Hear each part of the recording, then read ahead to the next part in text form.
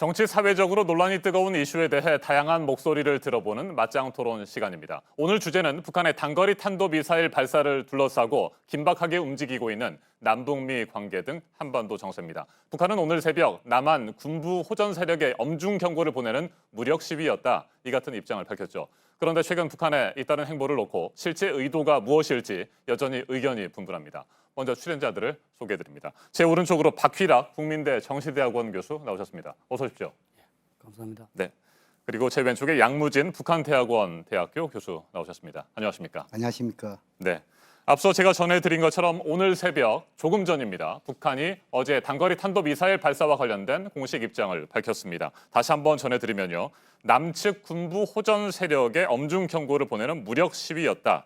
그리고 신형 전술 유도 무기 위력 시위 사격이다. 이렇게 밝혔습니다. 자, 이 같은 발표가 나온 상황에서 박 교수님, 이건 북한의 명백한 군사적 도발이다. 이렇게 보고 계시는 거죠? 예, 그렇습니다. 그 2006년도에 그 유엔 결의안 1718호에 의하면 탄도미사일 기술을 이용한 어떠한 발사도 북한은 허용돼 있지 않습니다. 따라서 이건 당연히 도발이고요. 더 문제가 되는 것은 이제는 이 정도의 도발은 미국이 용인해주는 방향으로 가고 있다는 겁니다. 사실 지난 5월 9일 날 이 발사를 했을 때 그때 강력하게 대응을 해야 되는데 대응하지 못하고 지금 또 하는 건 조금 이상하지 않습니까? 그죠?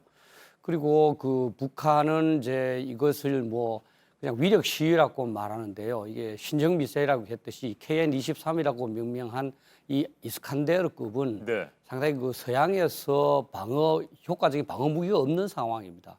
그래서 굉장히 좀 위험한 그런 무기고 따라서 저는 단순한 그런 그 위력 시위로만 볼 것이 아니라 이 북한이 만약 이것을 대량 생산했을 때 우리가 어떻게 대응할 것이냐 이까지도 고민하는 계기가 됐으면 좋겠습니다. 네, 그래서 박 교수님께서는 북한의 명백한 군사적 도발이다 이런 그렇습니다. 입장이신데 반면 양무진 교수님께서는 이거 도발이라기보다는 미국과 우리 정부를 향한 또 북한 주민들을 향한 대내외적인 메시지 전달이 목적일 것이다 이렇게 보고 계시는 거죠?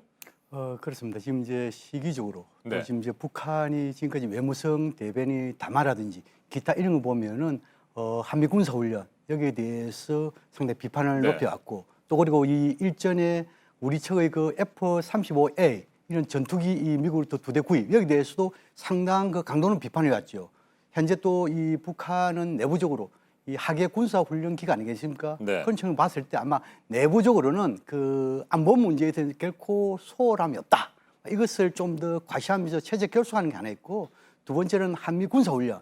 이것은 북침 연습 훈련이다. 여기에 대한 일종의 경고 메시지.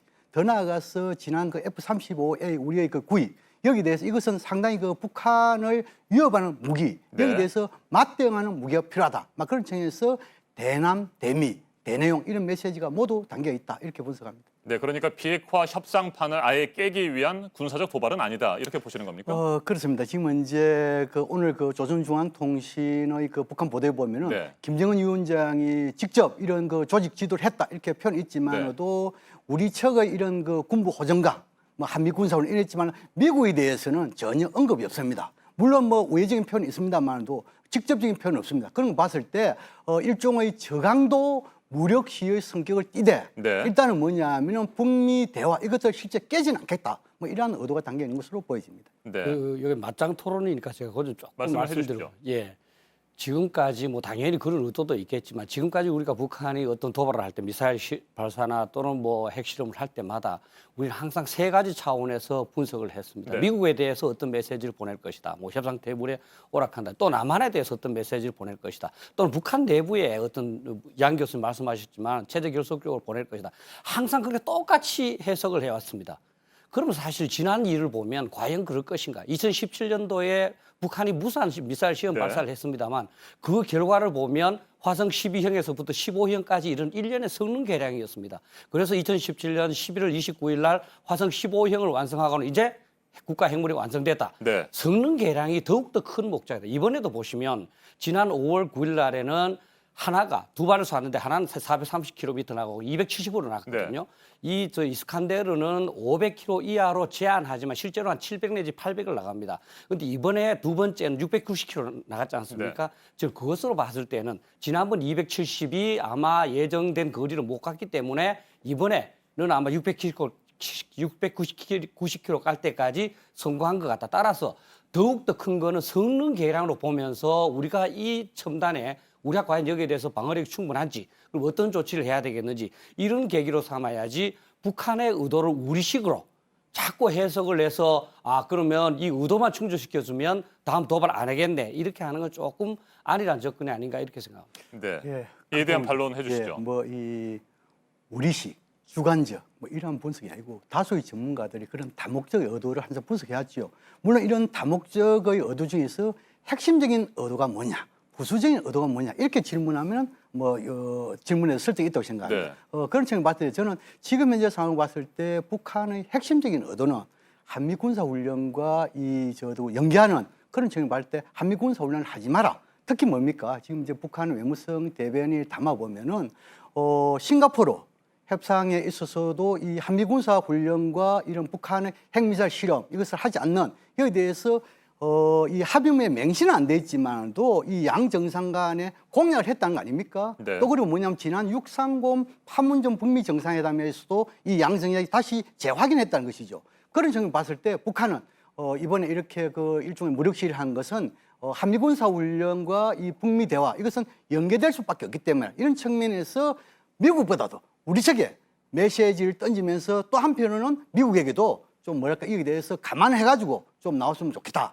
분위기를 해치지 마라. 이런 메시지가 더욱더 핵심적으로 있다. 이렇게 생각합니다. 네. 일단 무력 시위는 사실이고요. 이 부분에 대해서는 북한도 지금 오늘 새벽에 스스로 인정을 한 바가 있고 미국과 한국 그리고 북한 주민들을 향한 대내외 메시지가 있는 것도 분명합니다. 다만 어디에 우리가 주안점을 두고 이번 사태를 해결해야 되고 또 해석해야 될 것이냐 이런 문제 때문에 오늘 토론에도 의미가 있는 것 같습니다. 조금 전에 박 교수님 말씀을 해주셨는데 이스칸데르 미사일일 것으로 보인다 이렇게 말씀을 하신 게 맞습니까? 예. 네. 어제 청와대는 새로운 형태 미사일, 단거리 탄도 미사일이다 이렇게 밝혔는데 이스칸데르가 확실하다고 보십니까? 뭐 확실하다고는 볼 수는 네. 없겠지만 새로운 형태라는 것이 지난 5월 9일 날 쏜 거와 또 이것이 새로운 형태라는 건 아니고요. 네, 새로운 종류의 예, 그 단거리 새로운 탄도 종류. 미사일. 그러니까 네. 미사일이 몇 달 사이에 새로운 걸 더 만들어낼 네. 수는 없지 않습니까? 그죠?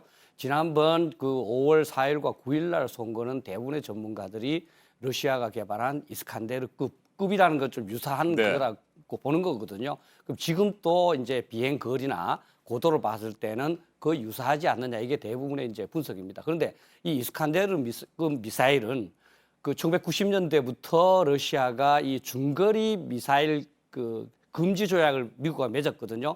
그거를 피하면서 유럽을 공격할 수 있는 능력을 갖추기 위해서 비상의 무기로 개발한 겁니다. 그래서 네. 2004년도에 시험 평가를 완료하고 2010년도에 여단을 장사함으로써 전력화가 완성된 겁니다. 그리고 미국하고 유럽이 지금 그 고심을 하고 있는데요. 아직도 유효한 방어책이 없습니다. 다시 말하면 이 소면 상승 단계가 갔다가 바로 하강을 하면서 목표 단계에서 또다시 상승해서 하기 때문에 미사일 요격이 안 된다는 겁니다. 우리한테 두 가지 도전이 있습니다. 첫째는 선제 타기를 한다고 그랬는데 네. 이건 고체 연료를 사용하기 때문에 5분 내에 사격할 수 있습니다. 우리는 지금까지는 북한이 액체 연료 미사일이 대부분이니까 30분 정도의 시간이 가능하다고 생각해서 대비했거든요. 이 선제 타격에 대한 개념부터 전부 고쳐야 됩니다. 또 이제 우리가 탄도미사일 방어를 하지 않습니까? 네. 그거는 사실은 이런 요격 회피 기동을 하지 않는 그런 미사일에 대한 거였습니다. 근데 이 요격 회피 기동을 하면은 저희들 탄도미사일 팩3나 아니면 사드 전부 무용해질 우려가 있습니다. 따라서 우리한테는 이 새로운 신형 미사일이 새로운 위협을 제공하는 거죠. 그래서 저는 뭐 의도도 중요하지만 그 의도라 하는 것은 우리가 아는 것을 확신할 수가 없고 또 어떤 북한의 의도가 있다 하더라도 그것도 시간에 따르면 네. 시간이 있으면 흐르면 변할 수 있기 때문에 가장 중요한 거는 북한의 능력을 보자. 능력이 지금 우리를 기습적으로 핵 공격을 할 수 있는 그런 능력인 것 같다. 그러면 좀 더 철저하게 대비해야 된다는 그런 뜻이죠. 예를 들어서 네. 상대가 새로운 칼을 갖고 있으면 그것이 과일 깎으려고 산 것인지 또 이제 어떤 뭐 범죄를 하려고 산 것인지 그것을 판단해 볼 필요는 있습니다. 그러나 상대가 굉장히 예리한 칼을 갖고 있다면 그 의도와 상관없이 철저히 대비하는 게 필요하다는 그런 뜻입니다. 네, 앞에서도 잠깐 언급을 하셨는데요. 고체 연료의 미사일 현재 개발 단계입니까? 아니면 개발이 모두 끝나고 실전 배치 단계라고 보십니까? 그러니까 저는 5월 9일 날 쏘고 나서 지금까지 한 77일 소요됐지 않습니까? 그때 이후로 생산을 해서 이 두 발을 쐈다는 거죠. 그러니까 저는 상당히 전력화는 안 됐지만 기술 개발이 증진돼서 바로바로 만들어낼 수 있는 체제다. 이제 요번에 만약에 이제 그 성공을 했다고 북한이 판단한다면 이제 대량 생산 체제로 들어가서 그걸 실전에서 조금 이제 사용 테스트를 한 다음에 뭐 내년이나 후내년쯤에는 실전 배치하지 않을까 이렇게 생각합니다. 알겠습니다. 양 교수님께는 이 질문을 한번 드려보도록 하겠습니다. 지난 5월 북한이 단거리 발사체를 발사했을 때만 해도 우리 정부, 청와대는 아주 신중한 반응을 보였습니다. 미사일이라는 표현을 거의 쓰지 않았고요. 그런데 어제의 경우에는 아주 신속하게 새로운 종류의 단거리 탄도 미사일로 규정을 했습니다. 그만큼 이번 사태를 지난 5월과 비교하면 상당히 심각하게 보고 있다 이렇게 해석할 수도 있을 것 같은데 어떻게 보십니까? 그렇죠. 뭐 이 정부의 발표 보면은 이 심각한 우려 표현이 있고 또 그리고 지금 이제 이거 단거리 탄도 미사일이다 이렇게 행태까지도 직접 성격 규정을 했잖아요. 네. 이런 식으로 물론 고민을 한 적이 있지만 여기에 대해서는 미국, 북한 모두에게 나르는 메시지에 담겨 있다. 다시 말해서 북한에 대해서는 이런 무력 시 다시는 하지 마라 이런 강력한 경고의 메시지가 담겨 있고 또 미국에는 이런 한반도에서 긴장이 이래 되면은 결국 북미 대화에도 결국 좋은 방향을 가지 않기 때문에 네. 미국도 빨리 북미 실무 대화 해라 일종의 촉구의 메시지랄 거예요. 이것이 함께 담겨 있는 것이 아니겠냐 저는 그렇게 분석을 하고 그다음 지금 이제 우리 그 박 교수님께서 이 북한의 의도 뭐 그보다 능력 여기에 대해서 저는 공감합니다. 네. 그러나 능력에 대해서 우리 어떻게 대응할 것인가 이게 되게 중요한데 능력 대 능력을 대응하다 보면 결국은 군비 경쟁으로 갈 수 있습니다. 지금은요 군비 경쟁이 아니고 군비 축소로 가야 되는 시대적인 정신 아니겠습니까? 그런 측면도 좀 감안해야 된다 이런 생각이 듭니다. 네, 이번 사태를 어떻게 볼 것이냐 이 부분에 대해서 자세하게 토론을 진행해봤고요. 앞에서도 언급이 됐던 내용들인데 북한의 중장기적인 의도라고 할까요? 일단 뭐 당장은 다음 달에 시작되는 한미 합동훈련을 중단해라 이런 것들을 촉구하는 의미인 것 같습니다만 그 이후에 실제로 북한이 노리고 있는 것들은 이번에 일련의 사태들 며칠 전에는 또 잠수함을 시찰하지 않았습니까? 김정은 위원장이.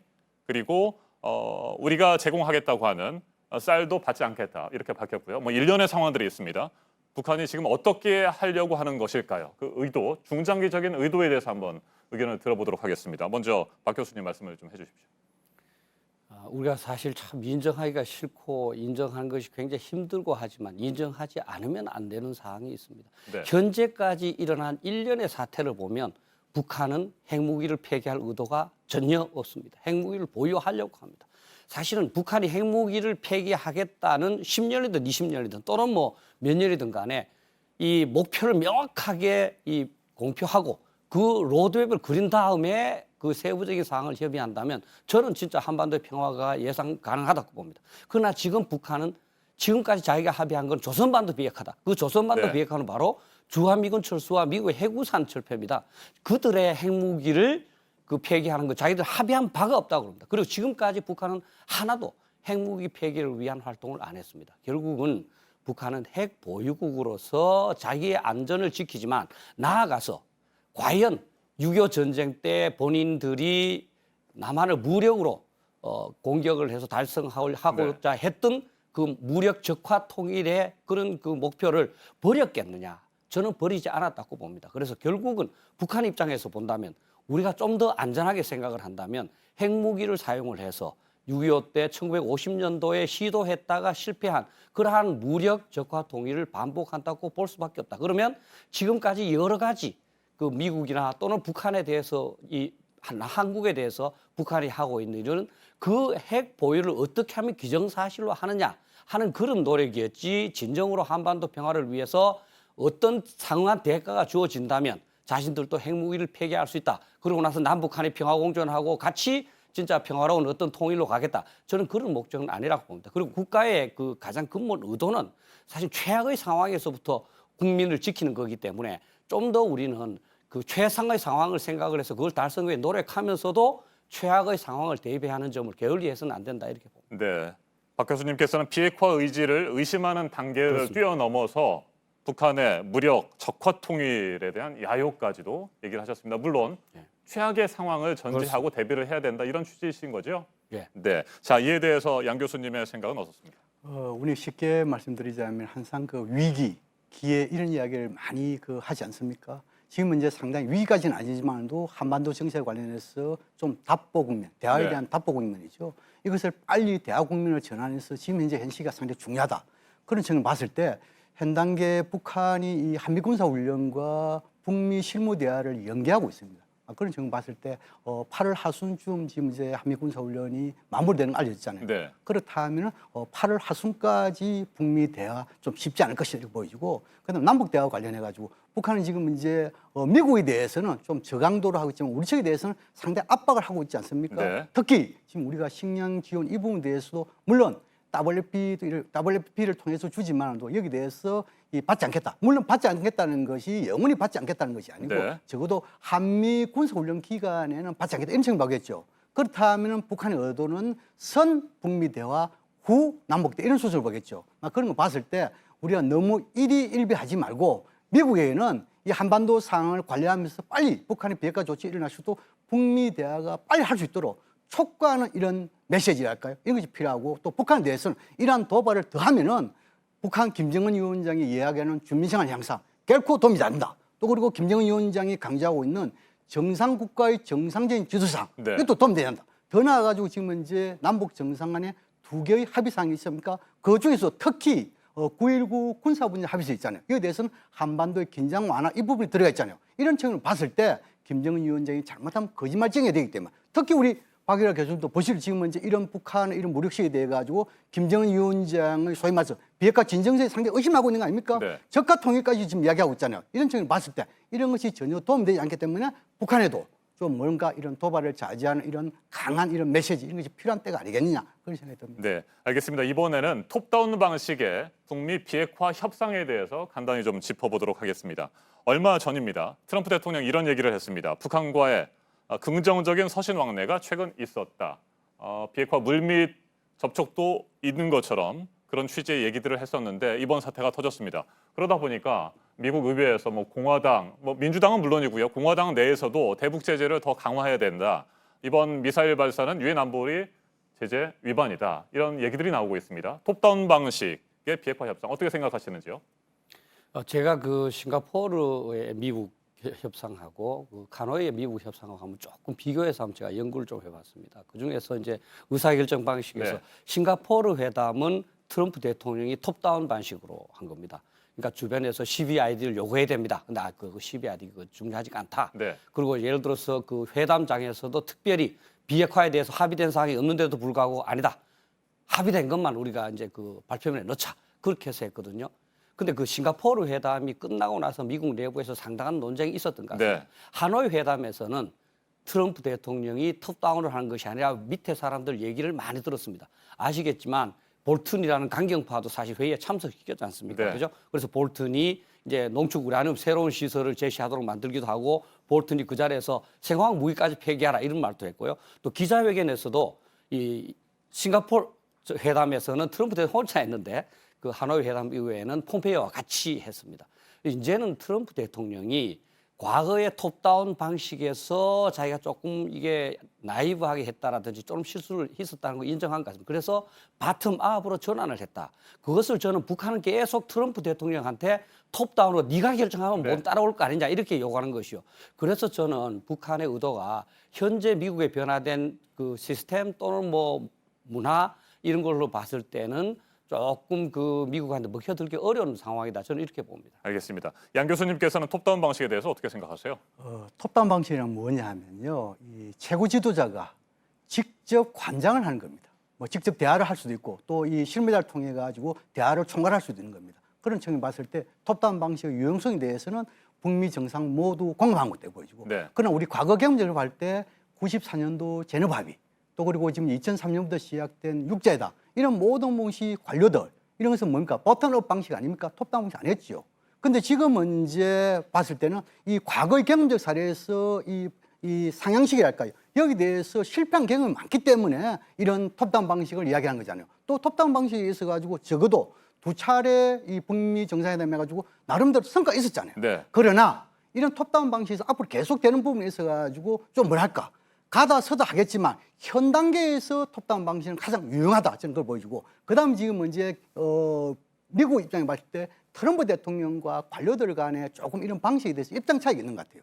다시 말해서 트럼프 대통령 입장에서는 톱다운 것이 잘 유용하다 이랬는데 네. 거기에 대한 일종의 볼턴, 그리고 이 폼페이오 장관 같은 경우는 좀 정치적 성향이 있기 때문에 자기가 좀 뭔가 중심이 되잖아요. 그런 측면을 볼 때 아마 좀 뭐랄까 상향식, 보통의 방식 여기에 대해서 선호하기 때문에 그러나 제일 중요한 것은 최고 지도자가 결정하기 때문에 네. 그런 측면을 볼 때 지금 문제는 톱다운 방식이 유용하다 저는 그렇게 생각합니다. 한 알겠습니다. 가지 좀 추가하겠습니다. 네. 우리가 북한은 짧게 북한의 정리해 최고 지도자가 워낙 거리가 크기 네. 때문에 북한이 항상 톱다운 방식의 의사결정하는 걸로 우리가 자칫 생각하는데 북한 내부를 보시면 북한은 이 북한 핵 문제 또는 미국과 협상 그 전문가들을 계속 사용하고 있고 전문가들은 굉장히 경청을 하는 태도를 보이고 존중하고 따라서 북한의 실제적으로 의사결정되는 부분은 상당히 바텀업 상향식이 많다. 왜냐하면 실무자들 의견을 다른 누구보다 존중하는 그런 태도를 보여왔습니다. 네. 미처 못 닿으신 말씀 있으면 양 교수님께도 짧게 한 20초 시간 드리겠습니다.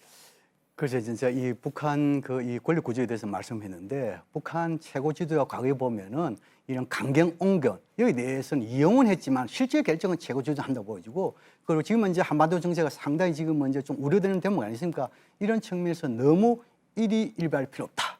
위기 뒤에는 기회가 있다. 그런 측면을 봤을 때 한반도 상황을 안정적으로 관리하면서 한미 동맹을 튼튼한 상태에서 좀 빨리 북미 간의 실무 대화할 수 있도록 우리가 촉진자 역할 좀 더 시동을 걸 때다. 이것을 좀 더 강조하고 싶습니다. 네. 오늘은 북한의 단거리 탄도 미사일 발사의 의도를 중심으로 맞짱 토론 진행을 했습니다. 박휘락 국민대 정치대학원 교수 그리고 양무진 북한대학원 대학교 교수 두 분 토론 잘 들었습니다. 감사합니다. 감사합니다.